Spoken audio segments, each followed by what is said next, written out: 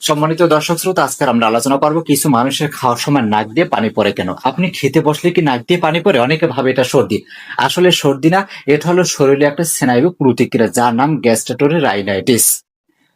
যখন জাল গরম মশলাযুক্ত খাবার খাওয়া হয় তখন নাক এবং মুখের স্নায়ু একসাথে উদ্দীপ্ত হয়।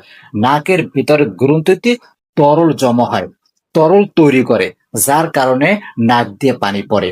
আর যাদের এই নাকের ভিতরের স্নায়ুটা অত্যধিক সংবেদনশীল তাদের নাক দিয়ে পানি বেশি পড়ে। আর বয়স বাড়ার সাথে সাথে কিন্তু নাকের যে স্নায়ুর যে কর্মক্ষমতা সেটা আস্তে আস্তে কমে যায়। এই কারণে বয়স্ক ব্যক্তিদের নাক দিয়ে বেশি পানি পড়ে। যদি যদি একাধিকবার পানি পড়ে আর বেশি পানি পড়ে আর পানির সাথে যদি শ্বাসকষ্ট, মুখ এবং গলা যদি ফুলে যায়, তাহলে চিকিৎসার জন্য চিকিৎসকের পরামর্শ নেওয়া উচিত।